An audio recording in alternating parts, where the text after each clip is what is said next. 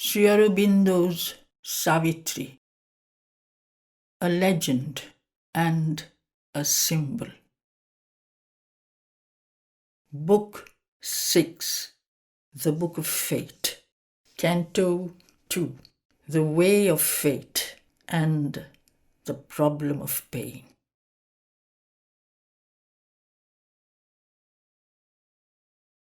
A silence sealed the irrevocable decree.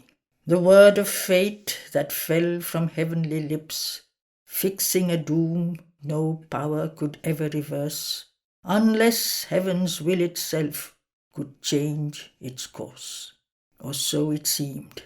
Yet from the silence rose one voice that questioned changeless destiny, a will that strove against the immutable will. A mother's heart had heard the fateful speech that rang like a sanction to the call of death and came like a chill close to life and hope. Yet hope sank down like an extinguished fire. She felt the leaden, inevitable hand invade the secrecy of her guarded soul and smite with sudden pain its still content and the empire of her hard-won quietude. Awhile she fell to the level of human mind, a field of mortal grief and nature's law. She shared, she bore the common lot of men, and felt what common hearts endure in time, voicing earth's question to the inscrutable power. The queen now turned to the still, immobile seer.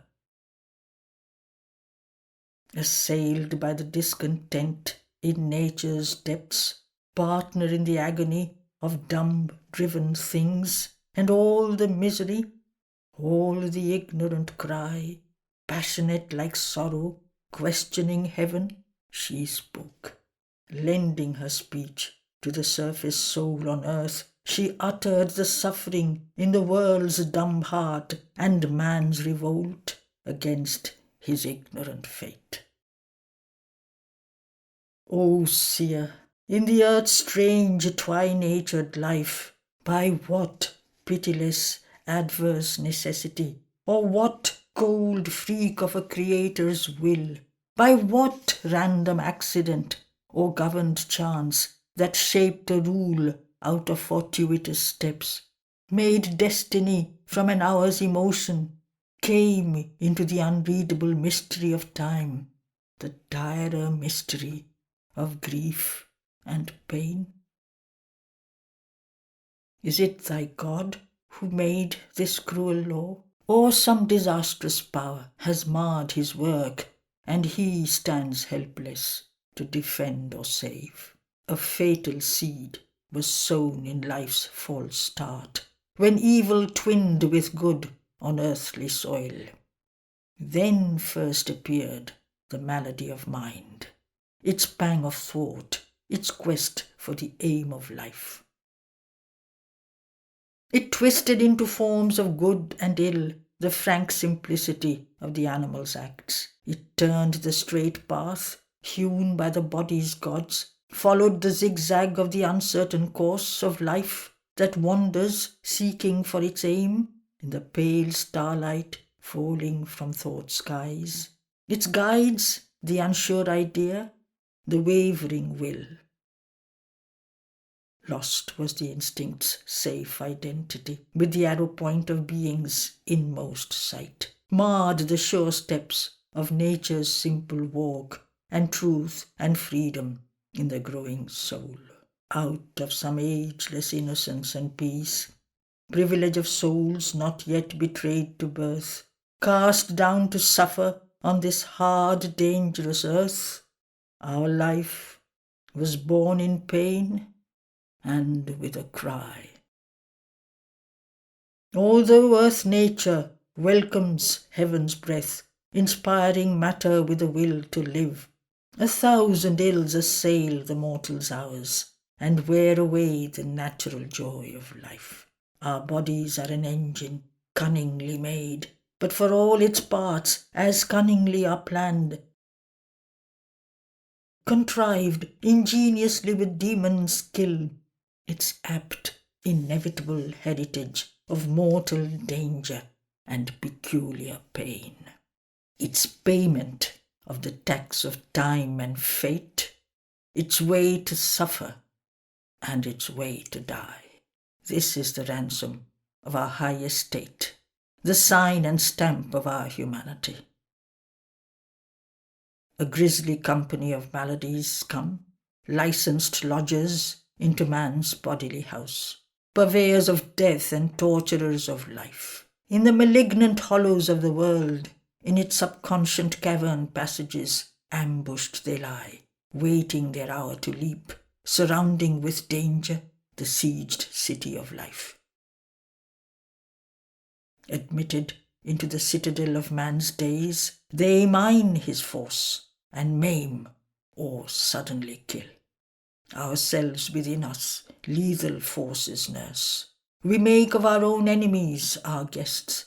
Out of their holes like beasts they creep and gnaw the chords of the divine musician's lyre, till frayed and thin the music dies away or crashing snaps with a last tragic note. All that we are is like a fort beset. All that we strive to be alters like a dream in the grey sleep of matter's ignorance. Mind suffers, lamed by the world's disharmony and the unloveliness of human things.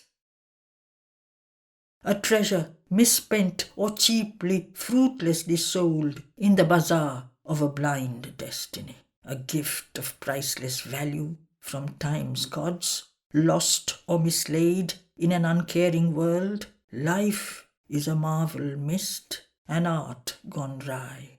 A seeker in a dark and obscure place, an ill-armed warrior facing dreadful odds,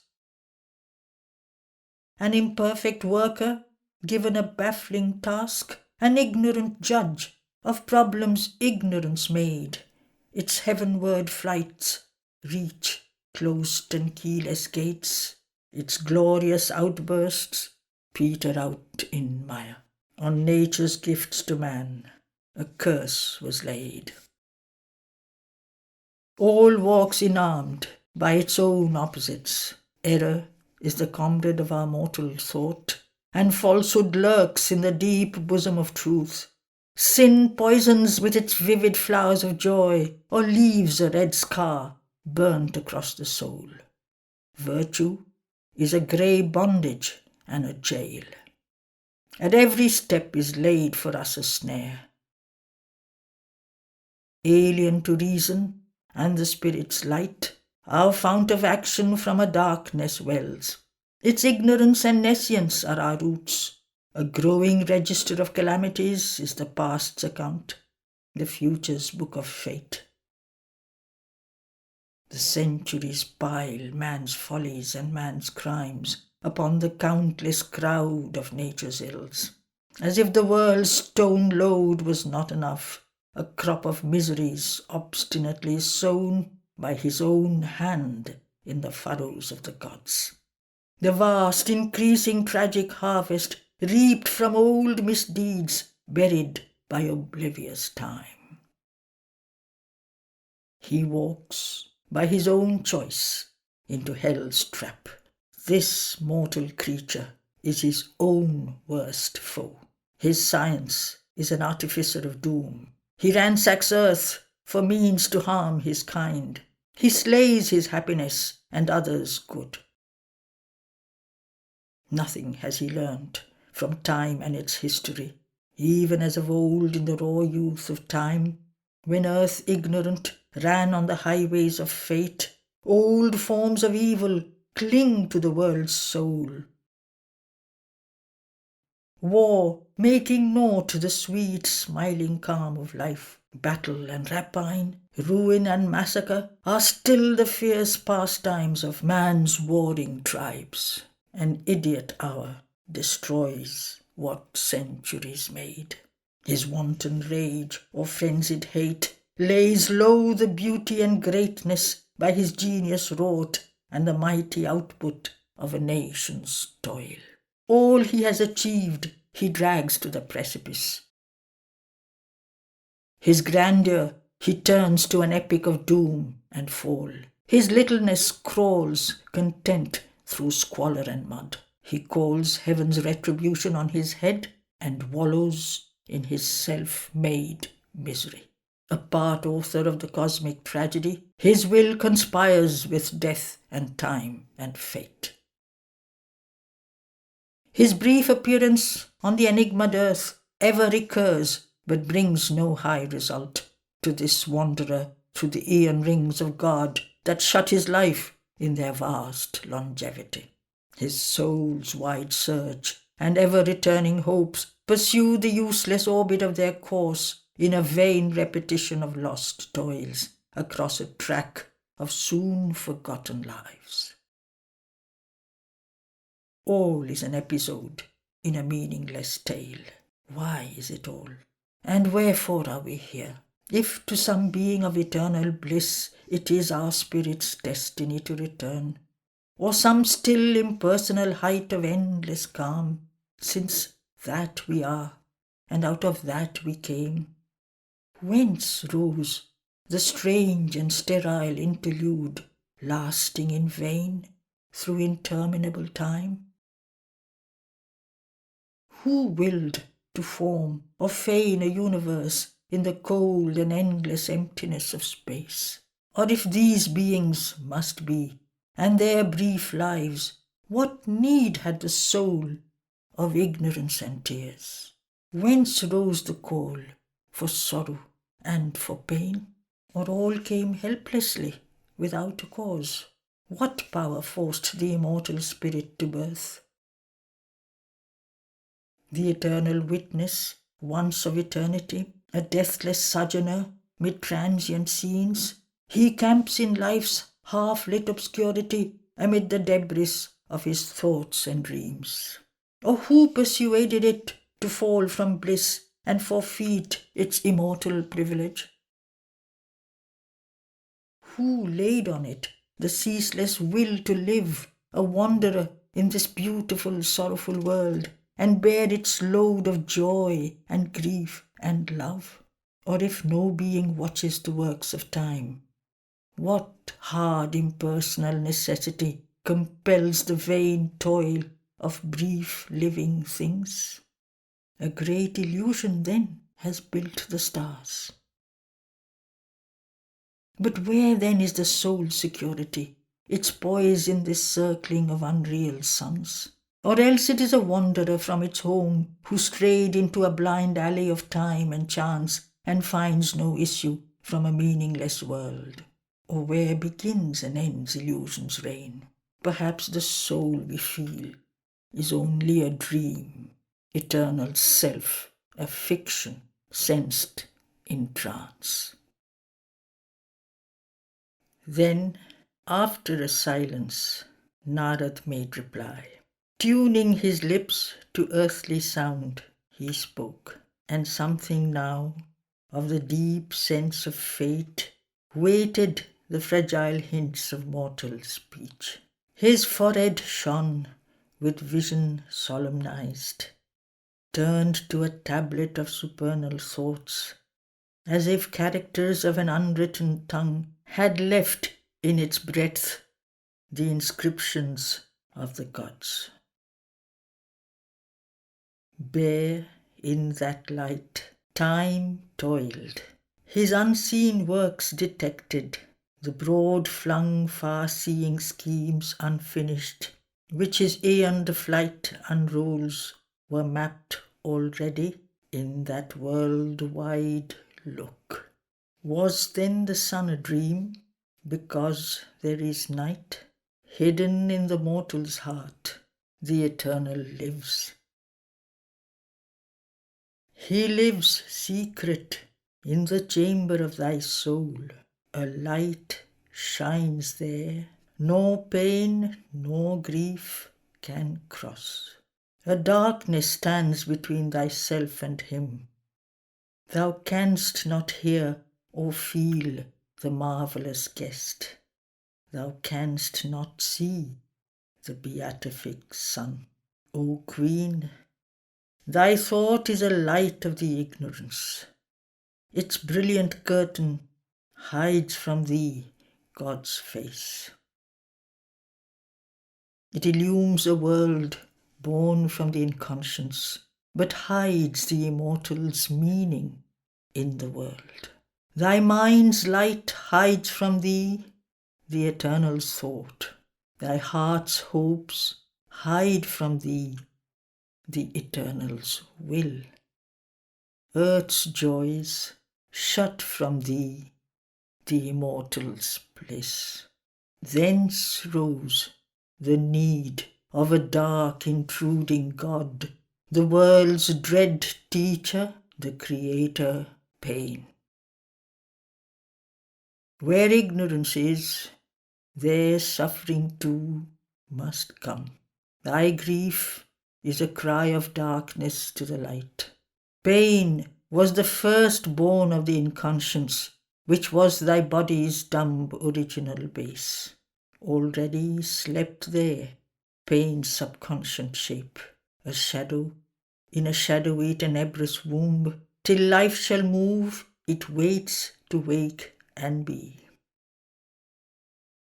In one call with joy came forth the dreadful power. In life's breast it was born, hiding its twin. But pain came first, then only joy could be. Pain ploughed the first hard ground of the world drowse. By pain a spirit started from the clod. By pain life stirred in the subliminal deep. Interned, submerged, hidden in matter's trance, awoke to itself the dreamer, sleeping mind. It made a visible realm out of its dreams. It drew its shapes from the subconscious depths, then turned to look upon the world it had made. By pain and joy, the bright and tenebrous twins, the inanimate world perceived its sentient soul. Else had the inconscient never suffered change. Pain is the hammer of the gods, to break a dead resistance in the mortal's heart, his slow inertia as of living stone. If the heart were not forced to want and weep, his soul would have lain down content, at ease, and never thought to exceed the human start, and never learnt to climb towards the sun. This earth is full of labour, packed with pain. Throes of an endless birth coerce her still. The centuries end, the ages vainly pass, and yet the Godhead in her is not born. The ancient mother faces all with joy, calls for the ardent pang, the grandiose thrill. For with pain and labour all creation comes. This earth is full of the anguish of the gods. Ever they travail, driven by time's goad, and strive to work out the eternal will, and shape the life divine in mortal forms. His will must be worked out in human breasts, against the evil that rises from the gulfs, against the world's ignorance and its obstinate strength, against the stumblings of man's pervert will, against the deep folly of his human mind, against the blind reluctance of his heart. The spirit is doomed to pain till man is free. There is a clamour of battle, a tramp, a march. A cry arises like a moaning sea, a desperate laughter under the blows of death, a doom of blood and sweat and toil and tears. Men die that man may live and God be born. An awful silence watches tragic time.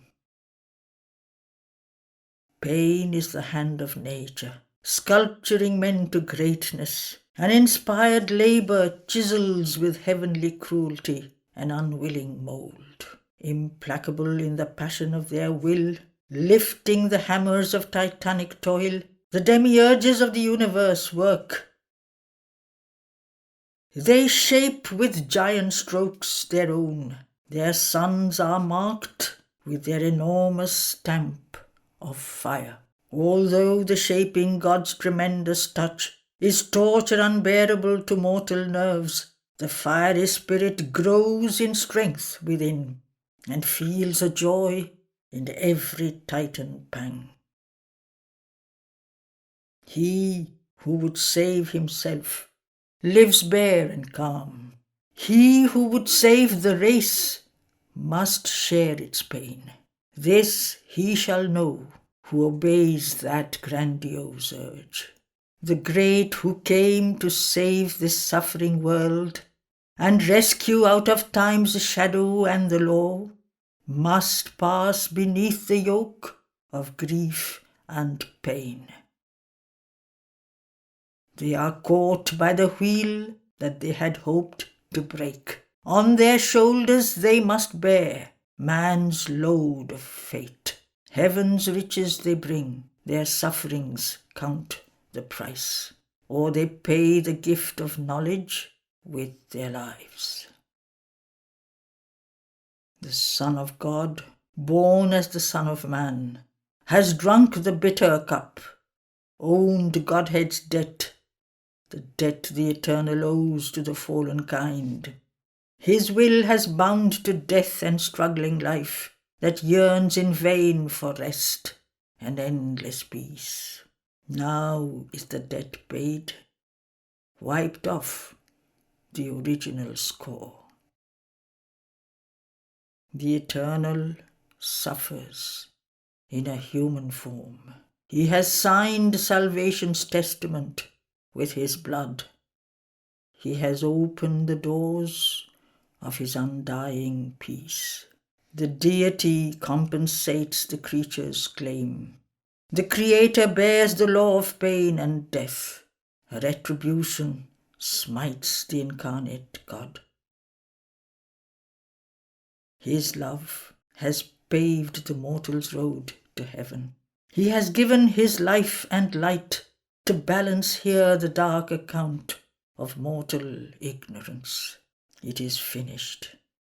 The dread, mysterious sacrifice offered by God's martyred body for the world. Gethsemane and Calvary are his lot.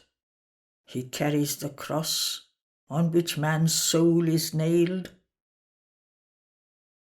His escort is the curses of the crowd. Insult and jeer are his right's acknowledgement. 2 thieves slain with him mock his mighty death. He has trod with bleeding brow the Saviour's way. He who has found his identity with God pays with the body's death his soul's vast light. His knowledge immortal triumphs by his death. Hewn, quartered on the scaffold as he falls, his crucified voice proclaims, I am God. Yes, all is God, peals back heaven's deathless call. The seed of Godhead sleeps in mortal hearts. The flower of Godhead grows on the world tree. All shall discover God in self and things. But when God's messenger comes to help the world and lead the soul of earth to higher things, he too must carry the yoke he came to unloose. He too must bear the pang that he would heal. Exempt and unafflicted by earth's fate, how shall he cure the ills he never felt? He covers the world's agony with his calm. But though to the outward eye no sign appears, and peace is given to our torn human hearts, the struggle is there, and paid the unseen price. The fire, the strife, the wrestle are within. He carries the suffering world in his own breast. Its sins weigh on his thoughts, its grief is his. Earth's ancient load lies heavy on his soul. Night and its powers beleaguer his tardy steps. The Titan adversary's clutch he bears. His march is a battle and a pilgrimage. Life's evil smites. He is stricken with the world's pain. A million wounds gape in his secret heart. He journeys sleepless through an unending night. Antagonist forces crowd across his path. A siege, a combat is his inner life. Even worse may be the cost, direr the pain. His large identity and all harbouring love shall bring the cosmic anguish into his depths. The sorrow of all living things shall come and knock at his doors and live within his house. A dreadful cord of sympathy can tie all suffering into his single grief, and make all agony in all the worlds his own. He meets an ancient adversary force. He is lashed with the whips that tear the world's worn heart. The weeping of the centuries visits his eyes. He wears the blood-glued fiery centaur shirt. The poison of the world has stained his throat. In the marketplace of matter's capital, amidst the chafferings of the affair called life, he is tied to the stake of a perennial fire. He burns on an unseen original verge, that matter may be turned to spirit stuff. He is the victim in his own sacrifice. The immortal, bound to earth's mortality, appearing and perishing on the roads of time, creates God's moment by eternity's beats. He dies that the world may be newborn and live. Even if he escapes the fiercest fires, even if the world breaks not in a drowning sea, only by hard sacrifice is high heaven earned. He must face the fight, the pang, who would conquer hell. A dark, concealed hostility is lodged in the human depths, in the hidden heart of time that claims the right to change and mar God's work. A secret enmity ambushes the world's march. It leaves a mark on thought and speech and act. It stamps stain and defect on all things done. Till it is slain, peace is forbidden on earth. There is no visible foe, but the unseen is round us. Forces intangible besiege, touches from alien realms, thoughts not our own, overtake us and compel the erring heart. Our lives are caught in an ambiguous net. An adversary force was born of old. Invader of the life of mortal man, it hides from him the straight, immortal path. A power came in to veil the eternal light. A power opposed to the eternal will diverts the messages of the infallible word, contorts the contours of the cosmic plan. A whisper lures to evil the human heart. It seals up wisdom's eyes, the soul's regard. It is the origin of our suffering here. It binds earth to calamity and pain. This all must conquer, who would bring down God's peace. This hidden foe lodged in the human breast, man must overcome or miss his higher fate.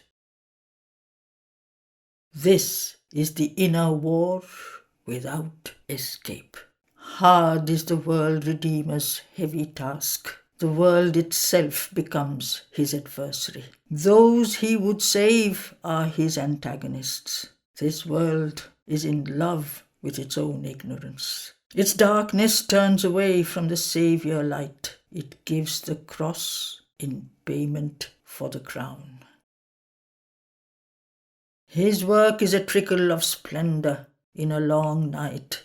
He sees the long march of time, the little one. A few are saved, the rest strive on and fail. A sun has passed. On earth night's shadow falls. Yes, there are happy ways near to God's Son, but few are they who tread the sunlit path. Only the pure in soul can walk in light. An exit is shown, a road of hard escape from the sorrow and the darkness and the chain. But how shall a few escaped release the world? The human mass lingers beneath the yoke. Escape, however high, redeems not life, life that is left behind on a fallen earth. Escape cannot uplift the abandoned race, or bring to it victory and the reign of God.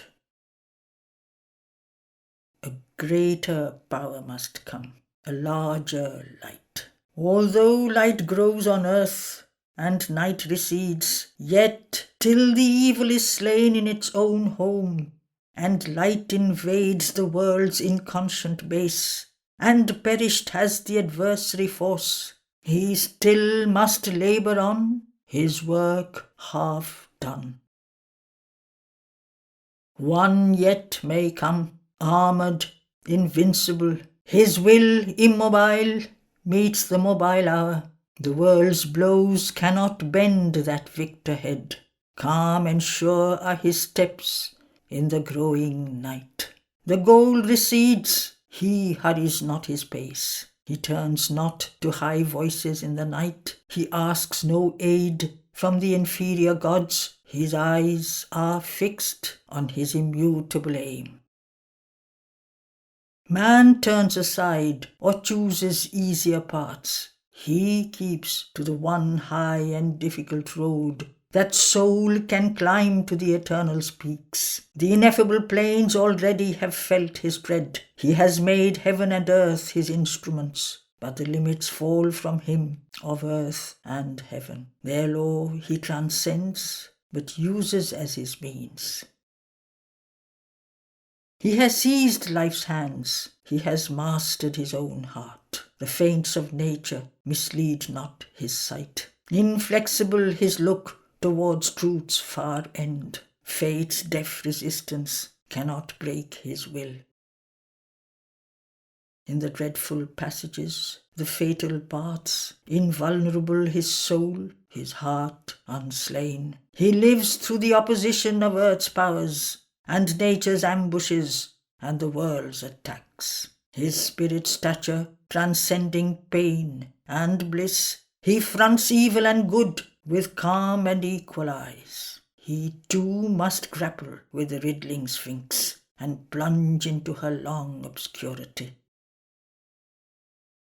He has broken into the inconscious depths that veil themselves even from their own regard. He has seen God's slumber shape these magic worlds. He has watched the dumb God fashioning matter's frame, dreaming the dreams of its unknowing sleep, and watched the unconscious force that built the stars.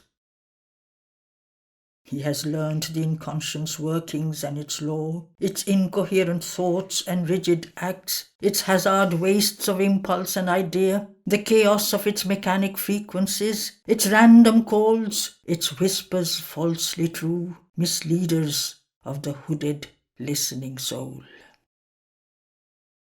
All things come to its ear, but nothing abides. All rose from the silence, all goes back to its hush. Its somnolence founded the universe. Its obscure waking makes the world seem vain. Risen from nothingness, and towards nothingness turned, its dark and potent nescience was earth's start. It is the waste stuff from which all was made. Into its deeps creation can collapse. Its opposition clogs the march of the soul. It is the mother of our ignorance. He must call light into its dark abysms, else never can truth conquer. Matters sleep, and all earth look into the eyes of God. All things obscure, his knowledge must relume. All things perverse, his power must unknot. He must pass to the other shore of falsehood's sea. He must enter the world's dark to bring there light. The heart of evil must be bared to his eyes. He must learn its cosmic dark necessity, its right and its dire roots in nature's soil. He must know the thought that moves the demon act and justifies the titan's erring pride and the falsehood lurking in earth's crooked dreams. He must enter the eternity of night and know God's darkness as he knows his sun. For this he must go down into the pit. For this he must invade the dolorous vasts. Imperishable and wise and infinite, he still must travel hell, the world to save. Into the eternal light he shall emerge, on borders of the meeting of all worlds. There, on the verge of nature's summit steps, the secret law of each thing is fulfilled. All contraries heal their long dissidence. There meet and clasp the eternal opposites. Their pain becomes a violent, fiery joy. Evil turns back to its original good, and sorrow lies upon the breasts of bliss. She has learned to weep glad tears of happiness. Her gaze is charged with a wistful ecstasy. Then shall be ended here the law of pain. Earth shall be made a home of heaven's light. A seer heaven-born shall lodge in human breasts. The superconscient beam shall touch men's eyes, and the truth-conscious world come down to earth, invading matter with the spirit's ray, awaking its silence to immortal thoughts, awaking the dumb heart to the living word. This mortal life shall house eternity's bliss, the body's self taste immortality. Then shall the world Redeemer's task be done. Till then must life carry its seed of death, and sorrow's plaint be heard in the slow night. O mortal, bear this great world's law of pain. In thy hard passage through a suffering world, lean for thy soul's support on heaven's strength. Turn towards high truth, aspire to love and peace. A little bliss is lent thee from above, a touch divine upon thy human days. Make of thy daily way a pilgrimage, for through small joys and griefs thou movest towards God. Haste not towards Godhead on a dangerous road. Open not thy doorways to a nameless power. Climb not to Godhead by the Titan's road. Against the law he pits his single will. Across its way he throws his pride of might. Heavenward he clambers on a stair of storms, aspiring to live near the deathless sun. He strives with a giant strength to wrest by force from life and nature the immortal's right. He takes by storm the world and fate and heaven. He comes not to the high world-maker's seat. He waits not for the outstretched hand of God to raise him out of his mortality. All he would make his own, leave nothing free, stretching his small self to cope with the infinite. Obstructing the gods' open ways, he makes his own estate of the earth's air and light. A monopolist of the world energy, he dominates the life of common men. His pain and others' pain he makes his means. On death and suffering he builds his throne. In the hurry and clangour of his acts of might, in a riot and excess of fame and shame, by his magnitudes of hate and violence, by the quaking of the world beneath his tread, he matches himself against the Eternal's calm, and feels in himself the greatness of a god. Power is his image of celestial self. The Titan's heart is a sea of fire and force. He exults in the death of things and ruin and fall. He feeds his strength with his own and others' pain. In the world's pathos and passion he takes delight. His pride, his might, call for the struggle and pang. He glories in the sufferings of the flesh and covers the stigmata with the Stoic's name. His eyes, blinded and visionless, stare at the sun. The seeker's sight, receding from his heart, can find no more the light of eternity. He sees the beyond as an emptiness void of soul, and takes his night for a dark infinite. His nature magnifies the unreal's blank, and sees in naught the sole reality. He would stamp his single figure on the world, obsess the world's rumours with his single name. His moments centre the vast universe. He sees his little self as very God. His little I has swallowed the whole world. His ego has stretched into infinity. His mind, a beat in original nothingness, ciphers his thought on a slate of hourless time. He builds on a mighty vacancy of soul a huge philosophy of nothingness. In him Nirvana lives and speaks and acts, impossibly creating a universe. An eternal zero is his formless self, his spirit, the void impersonal absolute. Take not that stride, O growing soul of man. Cast not thyself into that night of God. The soul's suffering is not eternity's key, or ransom by sorrow heaven's demand on life. O mortal, bear, but ask not for the stroke. Too soon will grief and anguish find thee out. Too enormous is that venture for thy will. Only in limits can man's strength be safe. Yet is infinity thy spirit's goal. Its bliss is there, behind the world's face of tears. A power is in thee that thou knowest not. Thou art a vessel of the imprisoned spark.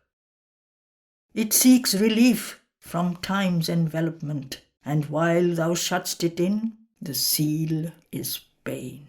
Bliss is the Godhead's crown, eternal, free, unburdened by life's blind mystery of pain. Pain is the signature of the ignorance, attesting the secret God denied by life. Until life finds him, pain can never end. Calm is self's victory, overcoming fate. Bear, thou shalt find at last thy road to bliss. Bliss is the secret stuff of all that lives.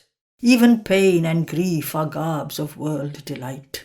It hides behind thy sorrow and thy cry, because thy strength is a part and not God's whole.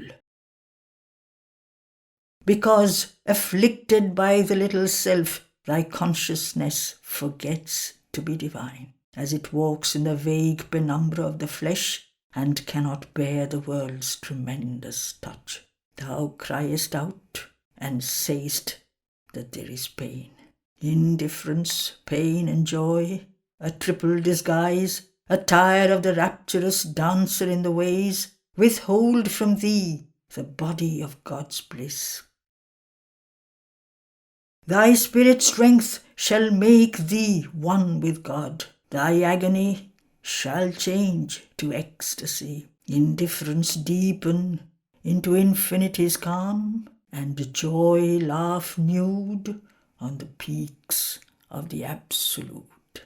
O mortal, who complainst of death and fate, accuse none of the harms thyself hast caused. This troubled world thou hast chosen for thy home. Thou art thyself the author of thy pain.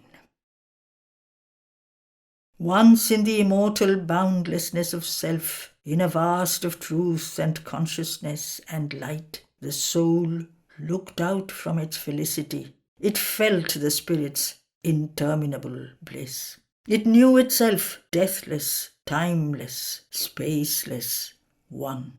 It saw the eternal, lived in the infinite.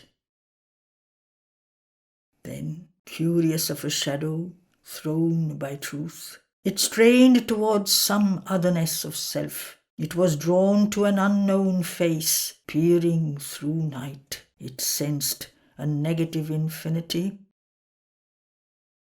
a void supernal whose immense excess, imitating God and everlasting time, offered a ground for nature's adverse birth, and matter's rigid, hard unconsciousness, harbouring the brilliance of a transient soul that lights up birth and death and ignorant life. A mind arose that stared at nothingness, till figures formed of what could never be. It housed the contrary of all that is. A naught appeared as being's huge sealed cause, its dumb support in a blank infinite, in whose abysm spirit must disappear. A darkened nature lived, and held the seed of spirit, hidden and feigning not to be. Eternal consciousness became a freak of an unsouled almighty inconscient, and breathed no more as spirit's native air. Bliss was an incident of a mortal hour, a stranger in the insentient universe. As one drawn by the grandeur of the void, the soul, attracted, leaned to the abyss. It longed for the adventure of ignorance, and the marvel and surprise of the unknown, and the endless possibility that lurked in the womb of chaos and in nothing's gulf, or looked from the unfathomed eyes of chance. It tired of its unchanging happiness. It turned away from immortality. It was drawn to hazard's call and danger's charm. It yearned to the pathos of grief, the drama of pain, perdition's peril, the wounded bear escape, the music of ruin and its glamour and crash, the savour of pity and the gamble of love and passion and the ambiguous face of fate. A world of hard endeavour and difficult toil, and battle on extinction's perilous verge, a clash of forces, a vast incertitude, the joy of creation out of nothingness, strange meetings on the roads of ignorance, and the companionship of half-known souls, or the solitary greatness and lonely force of a separate being, conquering its world, called it from its too safe eternity. A huge descent began, a giant fall. For what the spirit sees creates a truth, and what the soul imagines is made a world. A thought that leaped from the timeless can become indicator of cosmic consequence and the itinerary of the gods, a cyclic movement in eternal time. Thus came, born from a blind tremendous choice, this great perplexed and discontented world, this haunt of ignorance, this home of pain. There are pitched desire's tents, grief's headquarters. A vast disguise conceals the eternal's bliss. Then Ashwapati answered to the seer, is then the spirit ruled by an outward world? O seer, is there no remedy within? But what is fate? if not the spirit's will, after long time, fulfilled by cosmic force. I deemed a mighty power had come with her. Is not that power the high compeer of fate? But Narad answered, covering truth with truth. O Ashwapati, random seem the ways along whose banks your footsteps stray or run, in casual hours or moments of the gods. Yet your least stumblings are foreseen above. Infallibly the curves of life are drawn, following the stream of time through the unknown.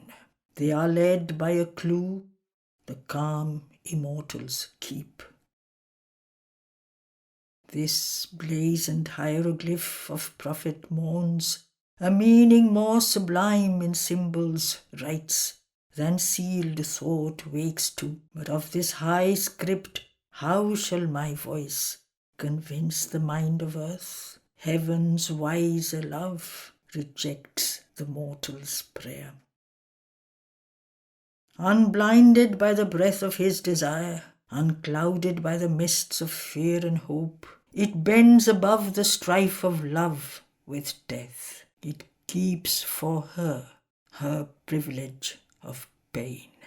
A greatness in thy daughter's soul resides that can transform herself and all around, but must cross on stones of suffering to its goal. Although designed like a nectar cup of heaven, of heavenly ether made, she sought this air. She too must share the human need of grief, and all her cause of joy transmute to pain. The mind of mortal man is led by words. His sight retires behind the walls of thought, and looks out only through half-opened doors.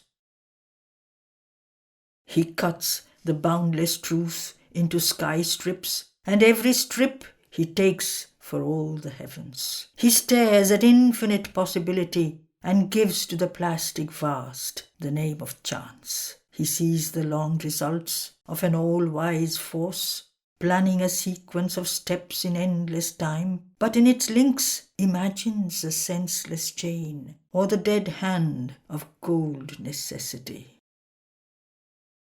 He answers not to the mystic mother's heart, misses the ardent heavings of her breast, and feels cold rigid limbs of lifeless law. The will of the timeless, working out in time, in the free absolute steps of cosmic truth, he thinks a dead machine or unconscious fate.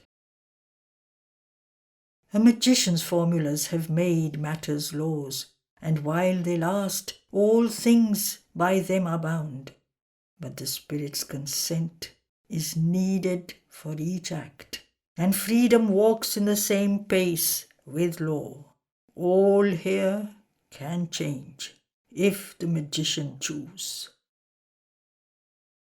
If human will could be made one with God's, if human thought could echo the thoughts of God, man might be all-knowing and omnipotent. But now he walks in nature's doubtful ray. Yet can the mind of man receive God's light. The force of man can be driven by God's force. Then is he a miracle doing miracles. For only so can he be nature's king. It is decreed, and Satyavan must die. The hour is fixed, chosen the fatal stroke. What else shall be is written in her soul. But till the hour reveals the fateful script, the writing waits illegible and mute. Fate is truth, working out in ignorance. O King, thy fate is a transaction done at every hour between nature and thy soul, with God for its foreseeing arbiter. Fate is a balance drawn in destiny's book.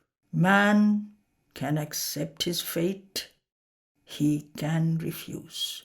Even if the one maintains the unseen decree, he writes thy refusal in thy credit page. For doom is not a close, a mystic seal.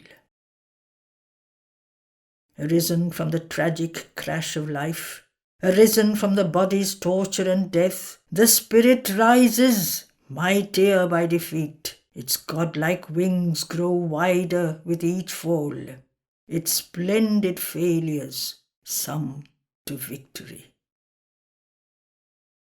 O man, the events that meet thee on thy road, though they smite thy body and soul with joy and grief, are not thy fate. They touch thee awhile and pass. Even death can cut not short thy spirit's walk.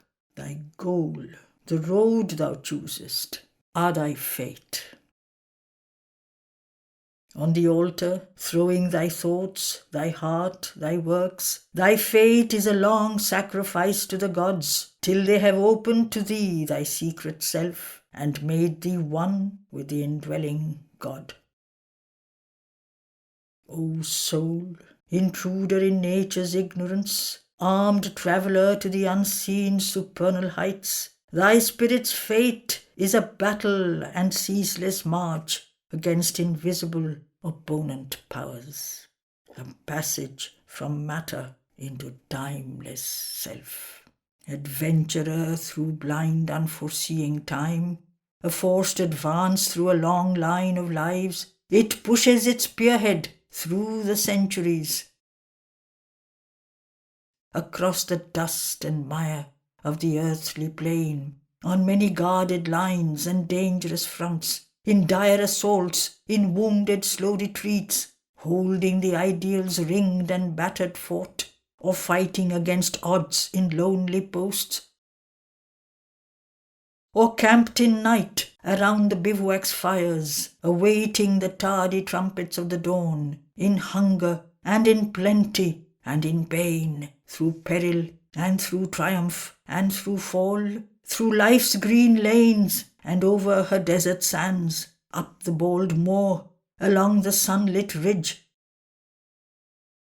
in serried columns with a straggling rear, led by its nomad vanguard's signal fires, marches the army of the way-lost God.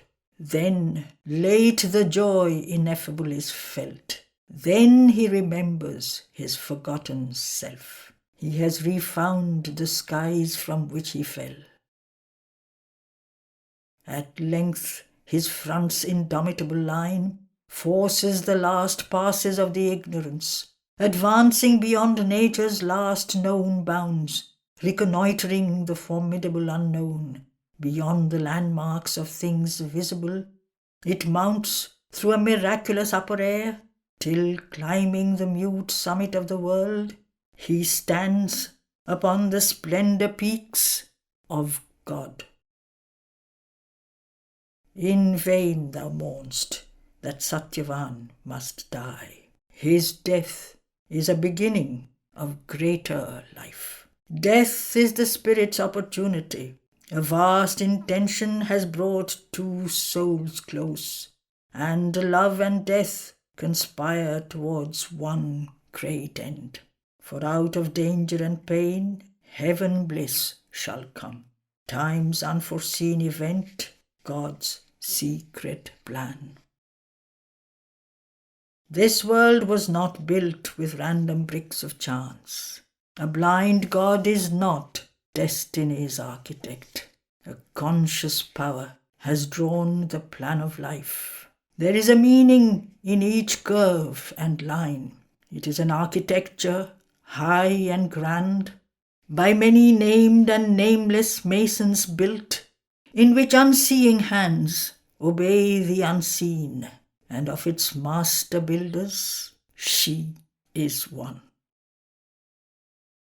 Queen, strive no more to change the secret will.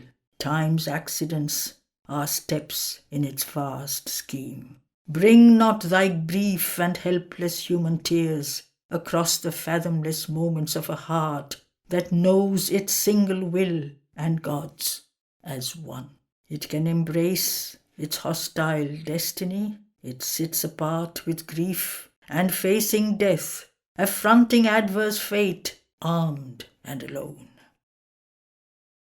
In this enormous world, standing apart, in the mightiness of her silent spirit's will, in the passion of her soul of sacrifice, her lonely strength facing the universe, affronting fate, asks not man's help nor God's. Sometimes one life is charged with earth's destiny. It cries not for succor from the time-bound powers.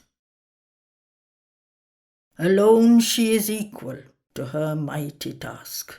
Intervene not in a strife too great for thee, a struggle too deep for mortal thought to sound, its question to this nature's rigid bounds, when the soul fronts, nude of garbs, the infinite, its too vast theme of a lonely mortal will, pacing the silence of eternity.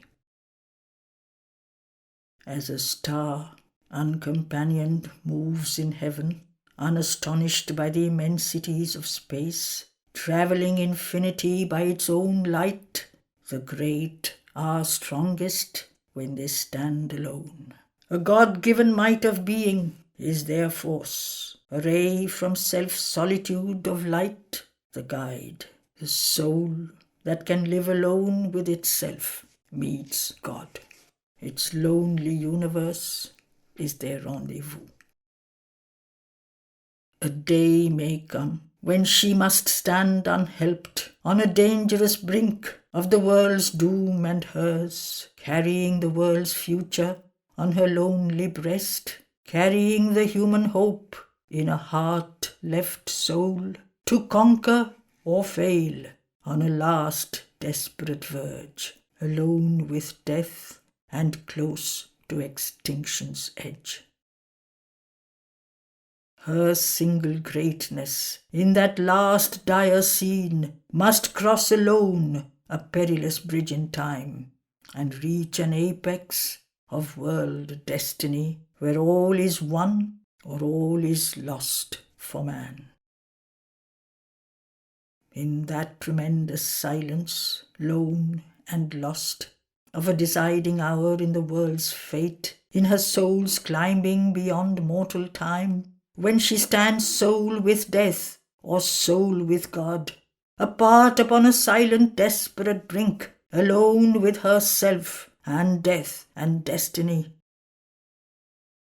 As on some verge between time and timelessness, when being must end or life rebuild its base, alone she must conquer or alone must fall. No human aid can reach her in that hour. No armoured God stand shining at her side. Cry not to heaven, for she alone can save. For this the silent force came missioned down. In her the conscious will took human shape. She only can save herself and save the world. O Queen, stand back from that stupendous scene. Come not between her and her hour of fate. Her hour must come, and none can intervene. Think not to turn her from her heaven-sent task. Strive not to save her from her own high will. Thou hast no place in that tremendous strife. Thy love and longing are not arbiters there. Leave the world's fate and her to God's sole guard, even if he seems to leave her to her lone strength, even though all falters and falls and sees an end, and the heart fails and only are death and night. God-given, her strength can battle against doom, even on a brink where death alone seems close, and no human strength can hinder or can help. Think not to intercede with the hidden will. Intrude not twixt her spirit and its force, but leave her to her mighty self and fate. He spoke and ceased and left the earthly scene. Away from the strife and suffering on our globe, he turned towards his far-off blissful home. A brilliant arrow, pointing straight to heaven, the luminous body of the ethereal seer assailed the purple glory of the noon and disappeared like a receding star, vanishing into the light of the unseen.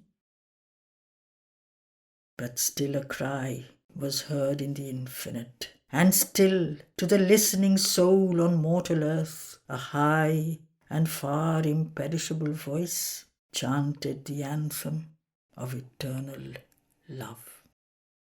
End of Canto 2. End of Book 6.